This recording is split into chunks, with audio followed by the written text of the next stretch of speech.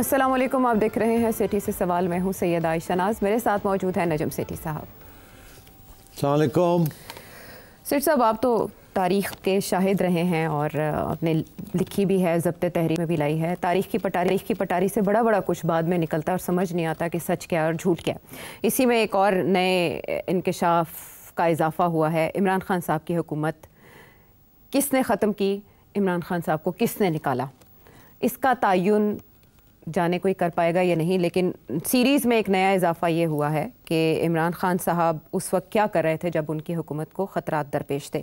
CIA के एक साबिक सीनियर अफसर हैं और मुख्तलिफ़ किताबों के मुसन्निफ़ भी हैं, जॉन क्रियाकॉफ। उन्होंने जो इंकशाफात किए हैं उस वक्त के हिसाब से, अच्छा, इसमें बहुत से अबहाम ढूंढ रहे हैं पाकिस्तान तहरीक इंसाफ के रहनुमा, जिनमें फवाद चौधरी साहब भी शामिल हैं। कुछ झोल देख रहे हैं, कहानी में कनेक्ट सही नहीं कर पाई। बट मैं आपसे जानना चाहूँगी कि एक CIA के साबिक अफसर के तौर पर इनके खिलाफ कार्रवाई भी हो चुकी है कि इन्होंने राज लीक किए, दिए, प्रोवाइड किया, रिपोर्टर्स तक पहुँचाए।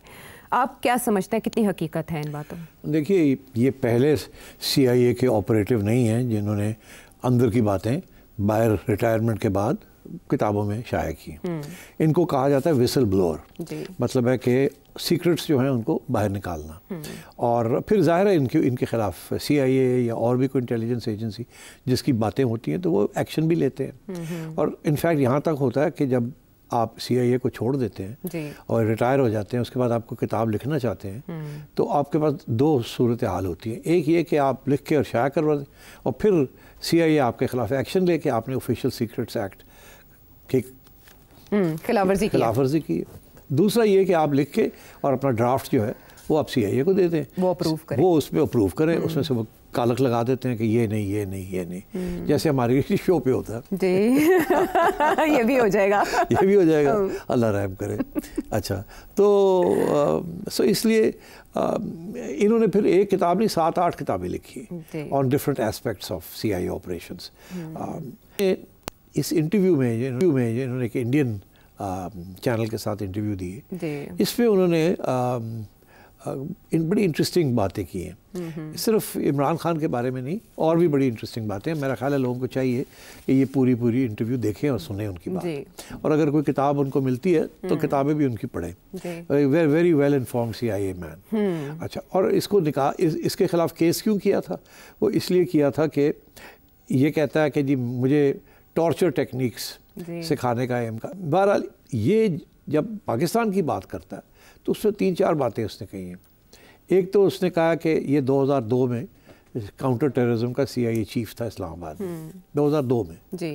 इमरान खान साहब तो उस वक्त कहीं भी किसी जगह पे नहीं थे, मंजर आम पे नहीं थे।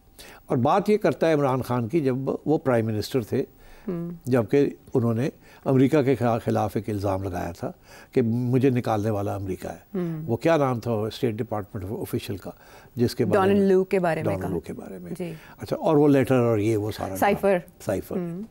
अच्छा, ये साहब उस वक्त पाकिस्तान में नहीं थे, ये तो रिटायर हो गए थे 2004 में। उसके बाद 20 महीने इन्होंने जेल भी काटी जी। 2012 में सजा सुनाई गई। CIA ने कहा कि चलो तो तुमने ये किया वो किया, और फिर कोई डील हुई और इसको 12 साल की कैद नहीं, ये कुछ बातें मान गया, कुछ बातें उन्होंने मान ली, तो इसको सज़ा भी थोड़ी सी हुई थी। पर वो इसलिए नहीं हुई थी कि ये कोई करप्शन थी या कोई झूठ बोला था, वो इसीलिए हुई थी कि इसके ऊपर इल्ज़ाम ये था कि आपने ये ऑफिशियल सीक्रेट्स जो हैं वो आपने बाहर क्यों बताई जी। अच्छा, सो देयरफॉर एक बंदा जिसकी 7-8 किताबें हों, जाहिर है उसकी क्रेडिबिलिटी तो होगी।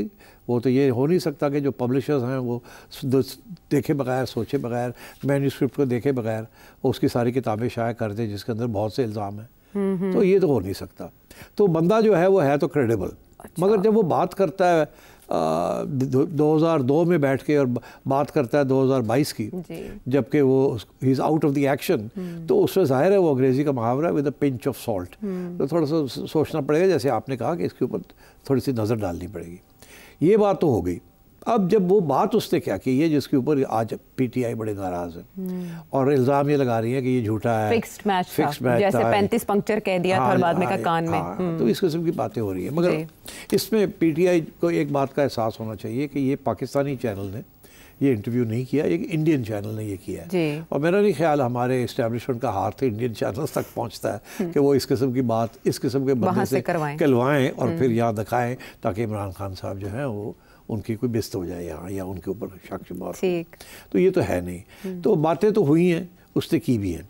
अब दो बातों के ऊपर एतराज़ आ रहा है। एक ये कि ये कहते हैं कि इमरान खान ने हमारे एम्बेसडर को कहा कि देखें मैं बहुत सी बातें आपके ख़िलाफ़ करने वाला हूँ, मैंने अपने आप को भी बचाना है, तो आप मेहरबानी करके सीरियसली मत लीजिएगा।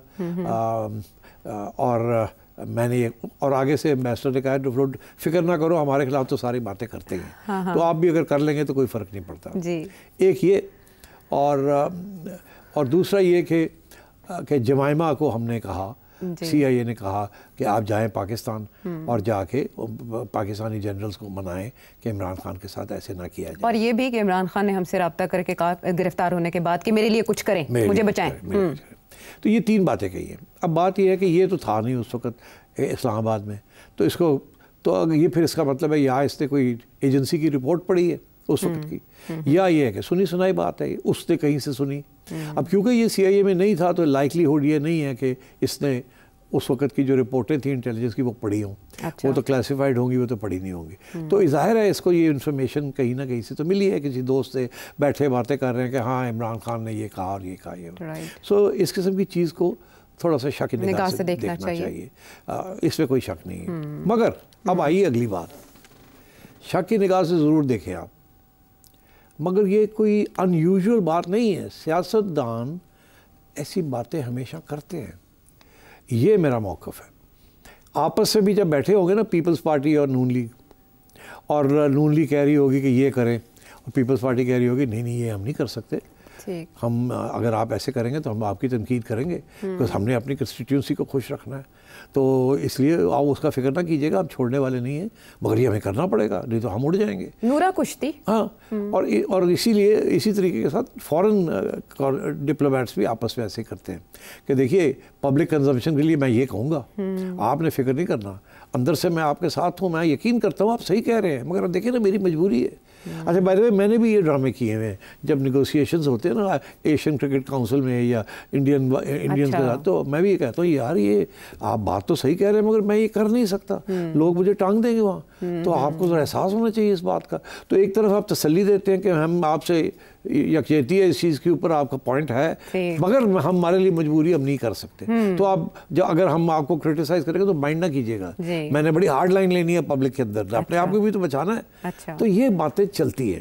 तो ये ऐन मुमकिन है कि खान साहब ने ऐसी बात कही हो कि देखिए मैं ये करने जा रहा हूँ और आप मेहरबानी करके माइंड ना कीजिएगा, और उन्होंने आगे से ये कहा हो कि डोंट वरी। तो ये बिल्कुल हो सकता है, मगर क्या ऐसे हुआ, देयर इज़ नो एविडेंस। तो पहली बात तो मैंने ये कहना चाह रहा हूँ कि ये अनयूजुअल नहीं है। दूसरी बात वो जो कह रहा है कि जी हमने जमाइमा को कहा, अगेन जमाइमा तो आई नहीं पाकिस्तान, तो क्लियरली ये तो गलत इंफॉर्मेशन है उसके पास, मगर ये हो सकता है कि इसको किसी कॉलीग ने बताया हो जिसने ये सारी बात उसको बताई है कि हमने जमाइमा के तो को मैसेज भेजी थी कि आप जाएं और कुछ करें, मगर फिर इसको नहीं पता कि उसके बाद जमाइमा गई या नहीं गई, या कॉन्टेक्ट्स किए उन्होंने, अप्रोच किया। तो मेरा ख्याल है ये कुछ अधूरी बातें हैं जो इसने सुनी सुनाई फ्रॉम हिज ओन कॉलीग्स, वो इसने घड़ के अपनी इंटरव्यू में ये बात कर दी। तीसरी बात बड़ी इंटरेस्टिंग है, ये कहता है कि 2002 में ये जनरल मुशर्रफ था और ये उस वक्त CIA का हेड था काउंटर टेररिज्म का, और कहता है उस वक्त हमें फ़िक्र था ये तालिबान शालिबान का मसले चल रहे थे और हमें फ़िक्र था कि ये न्यूक्लियर प्रोग्राम जो है इनका ये किसी गलत के हाथ में ना पहुंच जाए, और उस वक्त और मुशर्रफ ने हमें कहा कि आपको पूरी एक्सेस है, आप देख लें, ऐसी फ़िक्र की कोई बात नहीं है। वो भी क्लियरली इसने कोई बात की। तो इस किस्म की कुछ बातें हैं, मगर the essence of this is कि ये बंदा जो है ये बड़ा नॉलेजेबल है, ये बंदा प्रमोट भी नहीं हुआ इसलिए बिकॉज इसके जो ख्यालात थे कि टॉर्चर नहीं करना, ये नहीं करना, वो नहीं करना, वो भी लोग उस वक्त के CIA को पसंद नहीं आए, मगर इतनी किताबें लिख दी, हर किताब के अंदर हर किस्म की दिलचस्प चीज़ लिखी हुई है। मेरा तो दिल करता है अब जाके मैं भी पढ़ूँ ये। स्क्रीन पे भी हम दिखा रहे हैं जो इनकी किताबें हैं। तो इसलिए आई थिंक ये मैं समझता हूँ कि जिस तरीके से इसने बात कही है शायद उस तरीके से बात ना हुई हो इमरान खान के साथ, मगर ये बिल्कुल मुमकिन है, ऐन मुमकिन है कि खान ने कहा हो कि अब खान को पता था कि अमेरिका के साथ तो पंगा नहीं लिया जा सकता, खान को ये भी पता था कि ये तो अवाम love it, conspiracy theory love it, तो ये इसलिए तो जब ये करना है तो पहले बता दिया जाए या उसके बाद बता दिया जाए कि आई डिडंट मीन इट, मेरे पे बड़ा प्रेशर था तो I have done it, not to worry. तो इस किस्म की चीज़ भी हो सकती है। So but at the end of the day there is no conclusive proof कि दिस इज़ व्हाट हैपेंड। लेकिन उस वक्त जो सफ़ीर तैनात हुए थे अप्रैल 2022 में, डोनाल्ड ब्लूम, वो तो इन चीज़ों से आगाह होंगे, वो तो इस मामले पर लबकुशाई कर सकते हैं, या आप समझते हैं उनके ऊपर भी तलाक होता है कि वो राजों की पासदारी करेंगे, स्टेट टू स्टेट? बिल्कुल पासदारी करेंगे वो। जैसे यहाँ जब आप मिनिस्टर बनते हैं जी कैबिनेट में, तो आपको एक डॉक्यूमेंट साइन करना पड़ता है, वो होता है ऑफिशियल सीक्रेट्स एक्ट जी। और अंगूठा लाना पड़ता है कि अगर आपने जो कैबिनेट के फैसले हैं या ऑफिशियल सीक्रेट्स हैं अगर आपने बाहर निकाले किसी स्टेज पे भी तो आपको पकड़ के ले जाएंगे। साइफर के मामले में यही तो हुआ, शाह महमूद कुरैशी साहब और आजम खान साहब जो हैं ऐसे ही जी। तो मैं ये समझता हूँ कि वहाँ भी ऐसे ही है। तो इससे बहुत सी बातें जो हैं इससे सीखी हैं, पढ़ी हैं और फाइल्स देखी हैं जी। बिकॉज और फिर कॉन्टैक्ट्स रहते हैं ना सीआईए के अंदर। आप एक दफ़ा सीआईए छोड़ जाते हैं बट कॉन्टैक्ट्स तो रहते हैं और फ्रॉम टाइम टू टाइम वो आपको याद भी कर लेते हैं कि ज़रा आ जाओ, एक आध ये स्पेशल प्रोजेक्ट है, उसमें आपको इतने पैसे देंगे, आप चले जाएं, बिकॉज इनकी सिक्योरिटी क्लियरेंस होती है जी। ऐसे लोगों की। अच्छा, लेकिन सिट साहब आपने यहाँ पीपल्स पार्टी और नून लीग के फिक्स्ड मैच की बात की। इमरान खान साहब सबसे ज़्यादा पॉपुलर और काबिल कबूल इसीलिए हुए कि उन्होंने इन सियासतदानों से हट के रविश अपनाई। वो सबसे ज़्यादा अपराइट थे, अपने जलसों में कहते थे आपका लीडर आपसे कभी झूठ नहीं बोलेगा, और फिर अमरीकी गुलामी नामंजूर के नारे भी उन्होंने लगाए। एब्सोल्युटली नॉट की वजह से बहुत ज़्यादा पसंद किए गए, अवाम उनसे मोहब्बत करती है इसलिए कि उन्होंने वो अमरीकी गुलामी की जंजीरें तोड़ने की बात की। साजिश और मुदाखलत का नारा उस वक्त बुलंद हुआ था, फिर उन्होंने साइफर लहराया था 27 मार्च 2022 को अपनी हुकूमत के जाने से पहले। उनके हवाले से जब इस तरह के इल्ज़ामात सामने आएंगे कि पहले उन्होंने अमरीकी इजाज़त ली कि मैं आपके खिलाफ बात करने लगा हूँ और उनके तरफ से अप्रूवल के बाद इन्होंने ये नारा लगाया, तो उनकी क्रेडिबिलिटी पे कोई असर नहीं पड़ेगा या उनके मुखालिफिन इस बात को कैश नहीं करवाएंगे? उनकी क्रेडिबिलिटी के ऊपर कोई दाग नहीं पड़ेगा।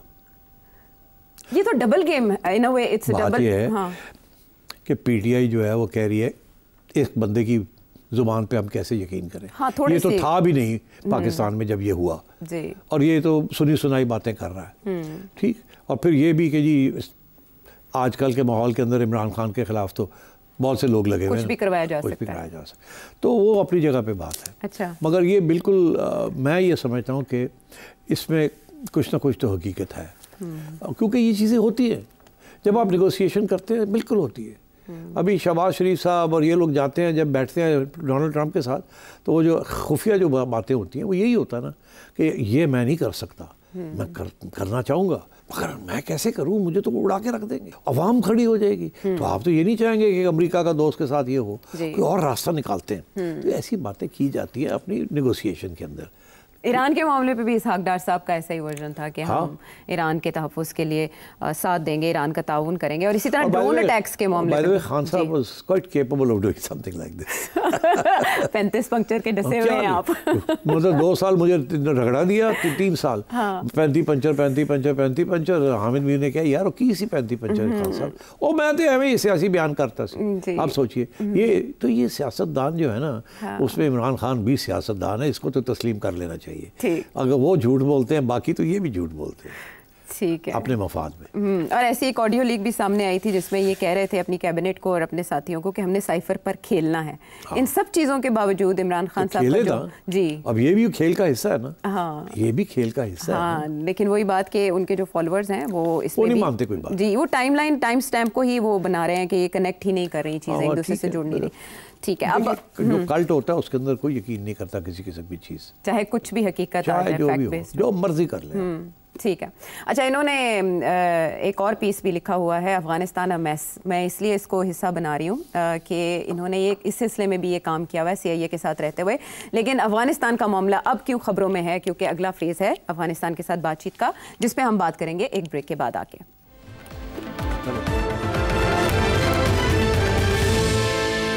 Welcome back to the show. अब अफगानिस्तान का हसास मामला जिसको लेकर तुर्की और कतर की कोशिशें जारी हैं और इसी ज़िम्न में जो दूसरी मीटिंग है वो भी हुई है इस्तांबुल में और कहा जा रहा है कि उसके मज़ीद सेशंस भी होंगे। लेकिन उससे पहले ख्वाजा आसिफ की एक स्टेटमेंट सामने आई है कि मुज़ाकरात से मामलात हल नहीं होते तो अफ़गानिस्तान के साथ हमारी खुली जंग है।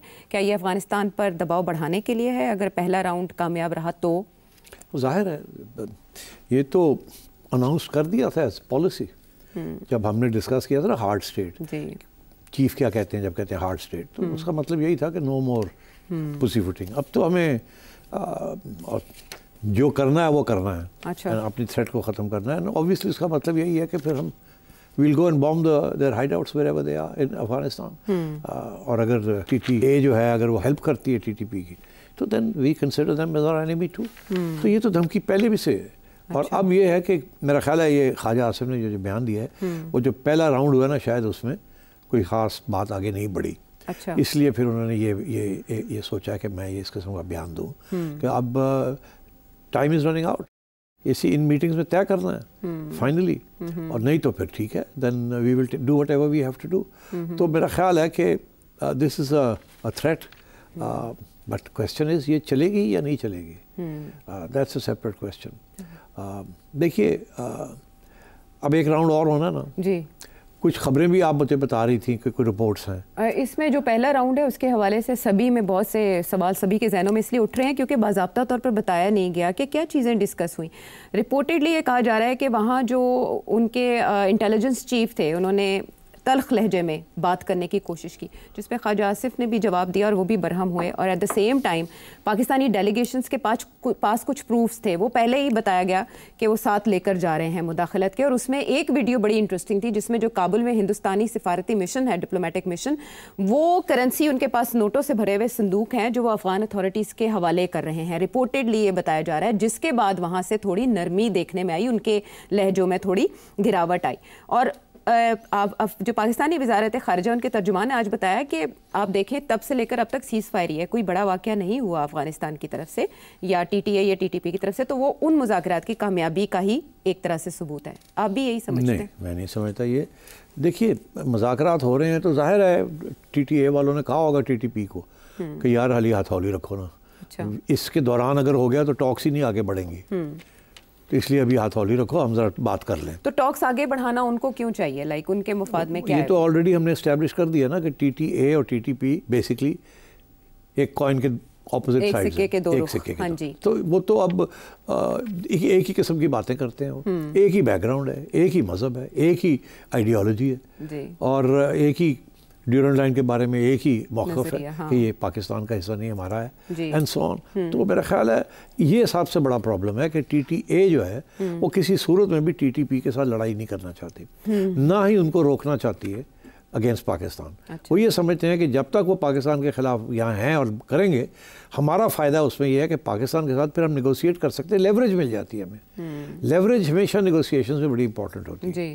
अब अगर पाकिस्तान की लेवरेज है ना अफगानिस्तान पे, हाँ। पाकिस्तान की आपके अफगानिस्तान की इम्पोर्ट्स जो हैं, गंदम हो या जो भी हो, सारा के सारे कराची से आते हैं, they go all the way to Afghanistan. तो वो एक बहुत बड़ी लेवरेज है। फिर इंडिया से जो तजारत अफगानिस्तान की होती है वो भी पाकिस्तान की लेवरेज है, बिकॉज रास्ता पाकिस्तान का रास्ता है। तो ये लेवरेजेस होती हैं। तो इसलिए पाकिस्तान ने तो ये आज भी, अब देखें जब से ये शुरू हुआ है तो पाकिस्तान ने सारी ट्रेड बंद कर दी। अच्छा, वो तकलीफ तो होगी वहाँ, बिकॉज शॉर्टेजेस हो जाएंगे, महंगाई हो जाएगी, और किस्म की चीज़ें हो सकती हैं, उनका कारोबार रुक जाएंगे बहुत सारे। तो ये लेवरेज है हमारी। दूसरी लेवरेज ये थी कि ये जो हमने लोगों को यहाँ से फ़ारग किया है, अफगान नेशनल्स को जो यहाँ आके इलीगली रह रहे थे, उनको भी हमने वापस कब कर दिया। Afghan government would not have like that, because देखिए अगर 10 लाख लोगों को आप वापस भेज रहे हैं तो उस 10 लाख के अंदर बहुत से ऐसे लोग होंगे जो कि बेसिकली अफ़गानिस्तान हुकूमत के लिए स्पाइस थे। यहाँ से इंफॉर्मेशन देते थे, फैसिलिटेट करते थे आने जाने, ये सब चीज़ें होती हैं क्योंकि हमदर्दियाँ तो उनकी अफ़गानिस्तान में है ना, रह यहाँ रहे हैं मगर हमदर्दियाँ कहीं और हैं। तो इस किस्म के इश्यूज़ थे। अब जो अगला राउंड है ना, मैं समझता हूँ वो बड़ा क्रिटिकल है। और आपने इशारा ये किया है अभी कि जब ये कहा गया उनको कि ये देखिए वीडियो कोई एविडेंस प्रेजेंट की कि आप हिंदुस्तान के साथ मिलके हमें अंडरमाइन कर रहे हैं, आप TTP के साथ मिलके हमें अंडरमाइन कर रहे हैं, तो फिर हम क्यों ना आपको अपना दुश्मन समझें जी। तो ये दिखाया जब, तो फिर उनको, बिकॉज एविडेंस इज एविडेंस, क्योंकि उधर से वो कह रहे होंगे कि आपने ये किया, आपने ये किया, आपने ये किया। तो इस वक्त हमने तो कुछ खास नहीं किया, अभी हाल ही में हमने कुछ किया है, अपना दिफा ही किया है दिफा के लिए। तो वो अब आगे और भी होगा, मैंने आपसे कहा है ये मामला टर्की में सेटल नहीं होगा, ये फिर अटैक्स होंगी, फिर सीज फायर टूटेगी, फिर लड़ाई झगड़े होंगे, and again we will go and, तो ये चलेगा सिलसिला। TTA जो है वो TTP के ख़िलाफ़ अभी तैयार नहीं है, अभी बहुत सी लेवरेज आपको इस्तेमाल करनी पड़ेगी। अच्छा। आपको अमेरिका को, चाइना को, रशिया को, सबको अपने साथ लेना पड़ेगा जी। और एक यूनाइटेड फ्रंट तालिबान के ख़िलाफ़ करना पड़ेगा, जिसमें फिर कोई ना कोई मुज़ाकरात के ज़रिए कोई डील हो जाए कि ठीक है आप TTP को हम फ़र्क करते हैं, अदरवाइज़ ये ऐसे ही चलेगा ये। सिट साहब, इसमें जो खबर आ रही है वो एक थर्ड पार्टी ओवरसाइट स्ट्रक्चर बनाने को भी पाकिस्तान सपोर्ट करेगा, जिसको पोटेंशियली देखेंगे कतर और तुर्की। ये सूदमंद साबित हो सकता है कि अगर वो इसे, कोई फ़र्क नहीं पड़ेगा आयशा, क्या पड़ेगा, वो क्या देखेंगे, वो इंश्योर करेंगे कि कोई मुदाखलत इस तरह की हो ना। इंश्योर कैसे कर सकते हैं? अब जैसे आपने कहा ना कि डॉसियर दिखाया गया या सबूत दिखाए गए, तो वो थोड़ा उनको बैक फुट पे जाना पड़ा। लाइकवाइज अगर कोई ऐसे सबूत पाकिस्तान मुस्तकबिल में पेश करता है तो ये कंट्री ज़ाहिर दबाव तो डाल सकती है। आयशा ऐसे होता है, जब उनको सबूत दिखाया जाएगा 10 दिन के लिए ठंडे हो जाएंगे, उसके बाद फिर कुछ हो जाएगा और फिर ये कहेंगे हमें तो पता ही नहीं, हमारे कंट्रोल में नहीं है। तो ये इसीलिए this is how it happens. और ये जो अगर थर्ड पार्टी ओवरसाइट कमेटी को बना देंगे वो उसकी कोई अहमियत नहीं होगी। इस वक्त इशू इज़ TTA के किसी सूरत में भी TTP को टेक ऑन नहीं कर सकते। तो अगर TTA को कोई टेक ऑन कर सकता है TTP को, तो वो पाकिस्तान कर सकता है। मगर China, Pakistan, Russia, neighbouring states अगर ये फैसला कर लें कि हमने मिल के we are going to knock out TTP, तो फिर TTP को आप नॉकआउट कर सकते हैं। और मेरा ख्याल है कि शायद ये सिचुएशन किसी न किसी स्टेज पे आए कि TTA वाले मान जाएं कि हम तो TTP को ख़त्म नहीं कर सकते। अच्छा, हमारे बस की बात नहीं है, हमें तो खौफ है कि वो हमारे खिलाफ ना हो जाए, मगर आप अगर कर सकते हैं तो कर लें, हम इस तरफ देख लेंगे। ठीक है। जिसकी बात अभी मैं कर रहा था कि पब्लिक में कुछ कहना और प्राइवेट में कुछ, तो अगर आपको वहाँ से आंख मार देते हैं कि कर लो उनके खिलाफ, हम नहीं कर सकते, हम आपको गालियाँ देंगे, हम आपको ये करेंगे, हम आपके बंदे को एक्सपेल कर देंगे, मगर आप जाके कर लें जो करना है, जो वही खान साहब वाली बात। तो ये चीज़ें हो भी सकती है। और मेरा ख्याल है आप कुछ अरसे के बाद जब काफ़ी सज़ा हो चुकी होगी, TTA को तकलीफ़ हो रही होगी, तो फिर शायद इस किस्म की कोई सोल्यूशन की तरफ बात आगे बढ़े। ठीक है। अच्छा सिटी साहब, ऐसे में एक ऐलान सामने आता है अफगान तालिबान की जानिब से दरिया कुन्नर पर डैम बनाने का। ये ऐलानात किस बात का मज़हर है? यानी ऑन ऑल फ्रंट्स अफगानिस्तान अब पाकिस्तान से मुतहारिब रहेगा पानी के मामले पे। ये इंडिया ने इनको बताया, इन बेचारों को तो कोई पता नहीं डैम्स कैसे बनाते हैं या नहीं बनाते, ना इनके पास रिसोर्सेज हैं कि जिस किस्म का डैम बनाए। ये इंडिया ने उनको सिखाया है कि आप ये करें, जो इंडिया कर रहा है वही प्लेबुक अब अफगानिस्तान के पास उनको सिखाया है। तो इसलिए आज सडनली उनको याद आ गया कि हम ये कर सकते हैं, बट ये कोई आसान काम नहीं है। और अगेन अगर ये करने जाएंगे तो पहली बात तो ये है कि ये इनसे 5-10 साल लग जाएंगे। ना इनके पास फंड्स हैं, ना इनके पास एक्सपर्टीज़ है, और ना ही इंडिया वहाँ पहुँच सकता है इनकी हेल्प करने के लिए। It's not easy. और अगर सूरत हाल ऐसी है कि किसी स्टेज पे ये करने भी जाएं तो it's easiest thing in the world. ये इंडिया नहीं है कि आप इंडियन डैम कंस्ट्रक्शन में आप अटैक करते हैं और इंडिया वापस आपके किसी डैम के ऊपर अटैक करता है।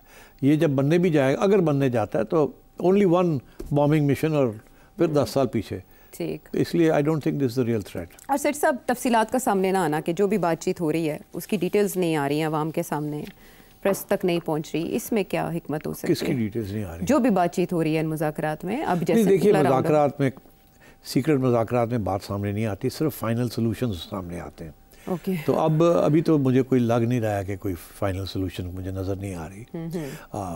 और शायद ये हो कि बातें हुई हैं, फिर महीने 2 के बाद हम देखेंगे क्या होता है क्या नहीं होता, फिर एक राउंड होगा and so on and so fourth. इस किस्म की चीज़ भी हो सकती है। ठीक है, तो we'll take it as it comes. Okay, ठीक है। यानी अभी तक जो एक ही हल दिखाई देता है वो यही है जो ख्वाजा आसिफ बता रहे हैं। क्या है अफगान तालिबान की जानिब से, ये तफसीलात भी सामने आना बाकी हैं। देखते हैं, इंतज़ार करते हैं अगले मरहले में क्या होगा। वापस आते हैं ब्रेक के बाद।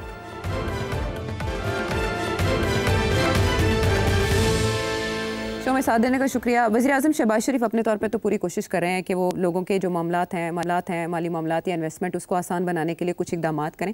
एक उन्होंने मीटिंग की है और उसमें फिर उन्होंने डिफरेंट वर्किंग ग्रुप्स बनाए हैं जो तकरीबन टोटल 8 के करीब ग्रुप्स हैं, उनके टाइटल्स हैं और उसमें उन्होंने कुछ शख्सियात को शामिल किया है एक्सपर्टीज़ के साथ, जो कि अपनी एडवाइस दें, इनपुट दें कि कैसे बेहतर बनाया जा सकता है मुख्तलिफ सेक्टर्स को। आपकी नज़र से ये लिस्ट गुजरी होगी, आप क्या समझते हैं कि एक अच्छा स्टेप है टुवर्ड्स इम्प्रूवमेंट और right people for the right job जिनके नाम सामने आए हैं? ये है मेरे पास लिस्ट, बड़ी इंटरेस्टिंग लिस्ट है। इसके बारे में मैं 2-3 बातें कहना चाहूँगा। पहली बात तो ये है कि export development fund, customs trade, tariffs and dumping, income tax, railway, sports, industrialisation, agriculture, energy, हर इंपॉर्टेंट सेक्टर के ऊपर 8-8, 9-9 लोगों को नॉमिनेट किया गया है कि आप वर्किंग ग्रुप्स बनाएं, आप बताएं मसले क्या हैं और हमारी रिपोर्ट सबमिट करें for discussion with the government. अच्छा, इसके अंदर प्राइवेट सेक्टर के लोग हैं, टॉप लोग हैं और फिर ब्यूरोक्रेट्स हैं साथ साथ। तो ये तो हो गई बात। अच्छा, मगर बात यह है कि इस किस्म की कमिटीज़ और इस किस्म की लिस्ट हर नई गवर्नमेंट जब आती है ना तो वो ये बनाती है। अच्छा, और ये इसका जो आउटपुट होती है वो 0/0 होती है। आज तक मैंने नहीं सुना कि इस किस्म की कोई तजवीज़ आई हो इस किस्म की कमेटियों से और गवर्नमेंट ने उसको मान लिया हो।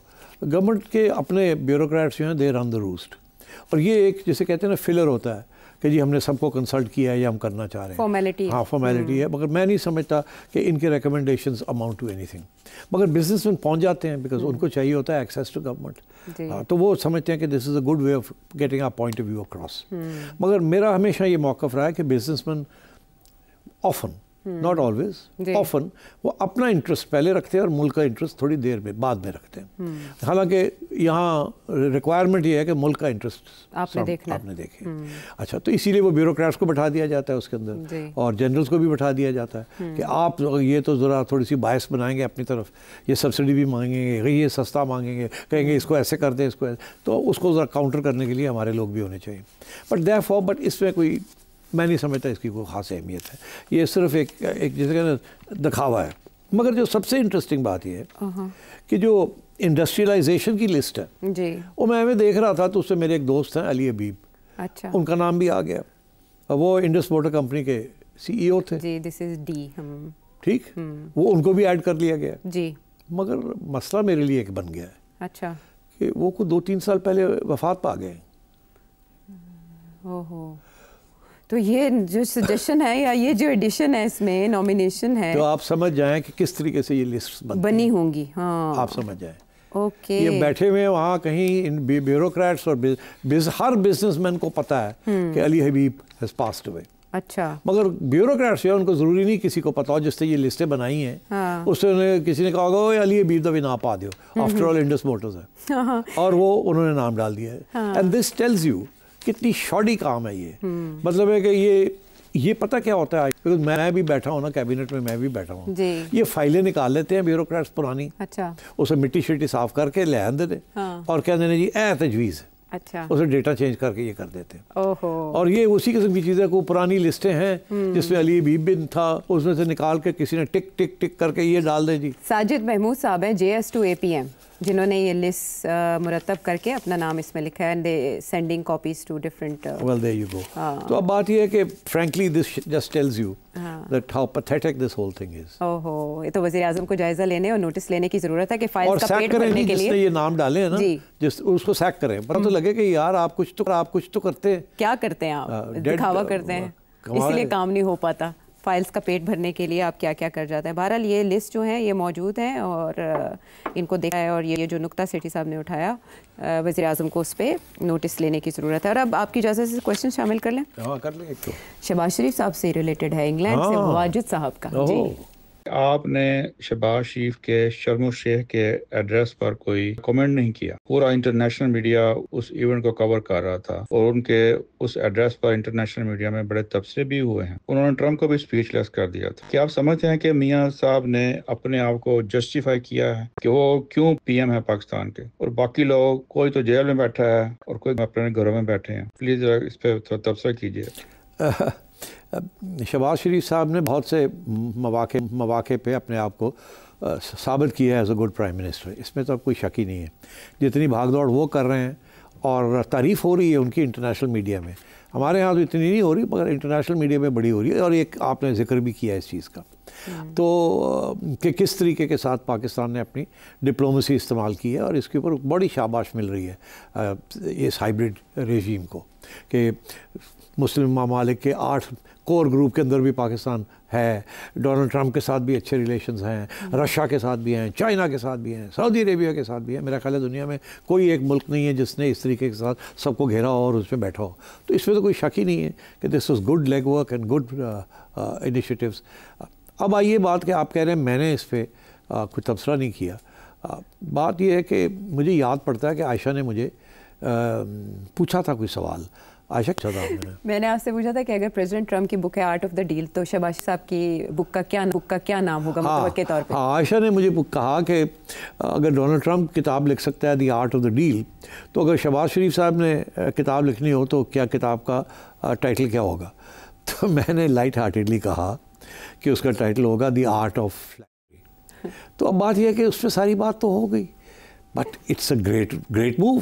फ्लैटरी तो तारीख में आपको पता है कि there is nothing more solid than flattery. चंगे भले बंदे जड़े लम्बे पै जाते हैं फ्लैटरी दे के, तो अब पता भी हो ना कि बंदा फ्लैटर कर रहा है, फिर भी बंदा फिसल जाता है यार बंदा सही है। तो मेरा ख्याल है शहबाज साहब जिस तरीके से वो हाथ मिलाते हैं, 3 हाथ पकड़ लेते हैं और ठापा लगाते हैं और फिर बातें करते हैं, तो मेरा ख्याल है is created a great impression and the right man for the job.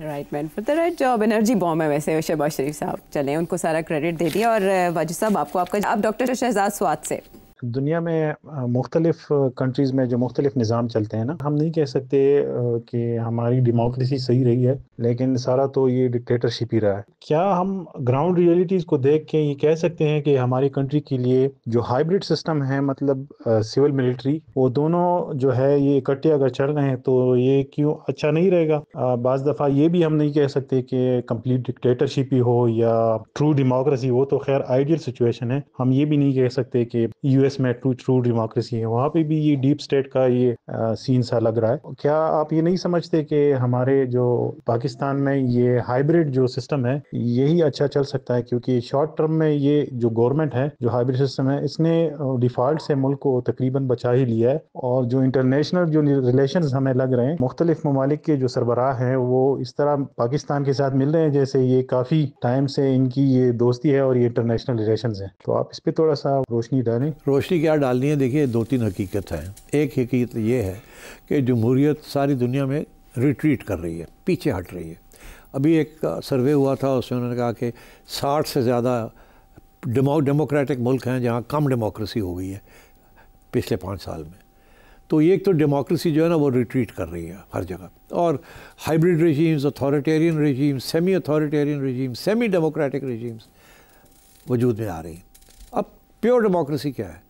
उसके तो अगर आप किताबें लिखी गई उसके ऊपर प्योर डेमोक्रेसी, कितने एलिमेंट्स हैं प्योर डेमोक्रेसी के, तो कहीं भी नहीं है प्योर डेमोक्रेसी। और जहाँ कहा जाता है कि प्योर डेमोक्रेसी, जिन मुल्कों में ये नोशन बना था, यूरोप एंड से अमेरिका, वहाँ भी अब प्योर डेमोक्रेसी नहीं रही। वहाँ भी आप देख रहे हैं कि सूरत हाल क्या है, किस किस्म के आज़ादी के ऊपर रुकावटें और ऑब्स्टिकल्स क्रिएट किए जा रहे हैं।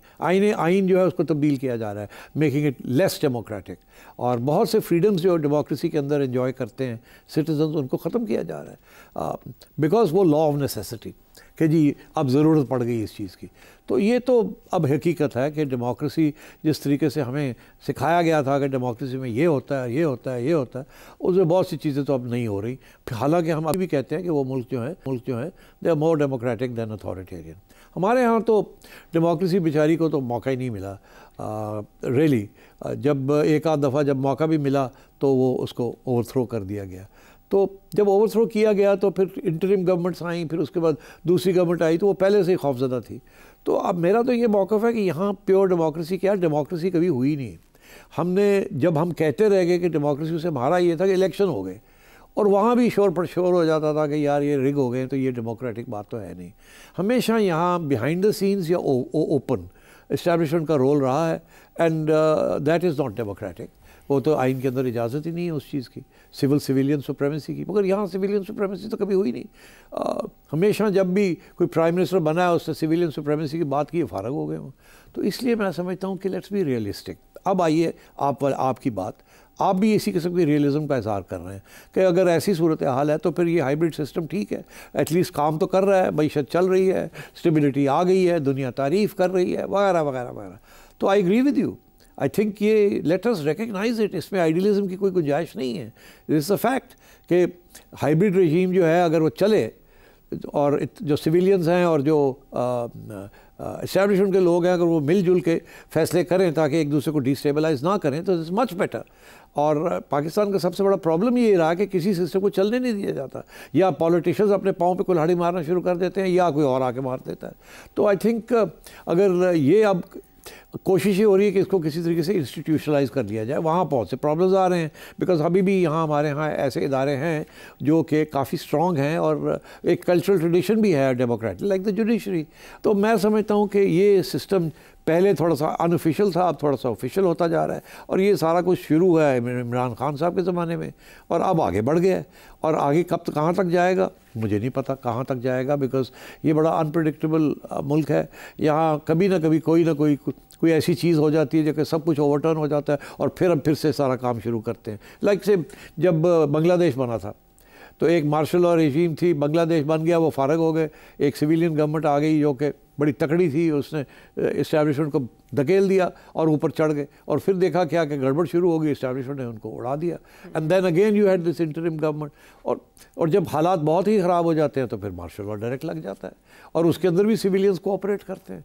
तो I think realism is called for, और मगर इसका ये मतलब नहीं है कि आप ख्यालात, जमहूरियत के ख्यालात कोई छोड़ दें, नहीं। वो कहते हैं कि डेमोक्रेसी की बड़ी खामियां हैं, मगर फिर भी एक अथॉरिटेरियन सिस्टम से डेमोक्रेसी इज़ बेटर, मगर ये है कि उसको चलाना पड़ता है। आजकल बड़ा अच्छा चल रहा है hybrid regime, but then Imran Khan की और बाजवा साहब की भी रजीम बड़ी अच्छी चल रही थी, एक दिन आया कि वो ख़राब हो गई। अभी ये रजीम भी बड़ी अच्छी चल रही है, पता नहीं वो कौन सा दिन है जब ये ख़राब हो जाएगी और फिर क्या होगा। तो इसलिए I think let's take it as it comes. ये जो गवर्नमेंट है इससे हमें अपने जो आज़ादी और हक़ाइक़ हैं और हकूक़ हैं हमारे, उनको बरकरार रखना चाहिए, प्रोटेक्ट करके रखना चाहिए, और जहाँ भी वो ये छीनना चाहें हमसे, हमें लड़ना चाहिए उसके ऊपर, खा वो जुडिशरी हो, खा वो मीडिया हो, खा वो आम सिटीजन्स हो, खा वो सियासी जमात हो। ये एक जद्दोजहद है, ये कशमकश चलती रहती है, बट आई थिंक अच्छी बात है, कशमकश चलनी चाहिए। अगर सारे बैठ जाएँ तो फिर क्या होगा। अच्छा, कहा जाता है बदतरीन जमहूरियत भी आमरीत से बेहतर होती है, यही कहा तो जो बदतरीन जमहूरियत है ये हाइब्रिड सिस्टम उससे बेहतर है? बदतरीन जमहूरियत से हाइब्रिड सिस्टम, यार क्या तुम करती हो। There is some new term actually, क्योंकि आपने आज उसको एंडोर्स किया। वैसे डॉक्टर साहब आपको तसल्ली बख्श जवाब मिल गया होगा आपके सवाल का कि सेठी साहब क्या मैं। इसके अलावा शाफात सवात से, वहीद खान कोयटा से, तैमूर चुगताई जद्दा से, वाजिद इंग्लैंड से, गुलाम हुसैन कराची से। गुलाम हुसैन का क्वेश्चन बहुत पर्टिनेंट था, it was about Asia cup trophy, लेकिन आने वाले प्रोग्राम्स में आपका सवाल ज़रूर शामिल करेंगे। अब्दुल जलील ब्रेडफोर्ड से और एहसन इकबाल इंग्लैंड से। इसके अलावा भी और से बहुत से सवाल भेजने के लिए आपका बहुत बहुत शुक्रिया। कोशिश करेंगे कि आने वाले प्रोग्राम्स में आपका नाम और आपका सवाल। I so want to add everyone, include everyone, but time is short, so अगले प्रोग्राम तक के लिए इजाज़त दें।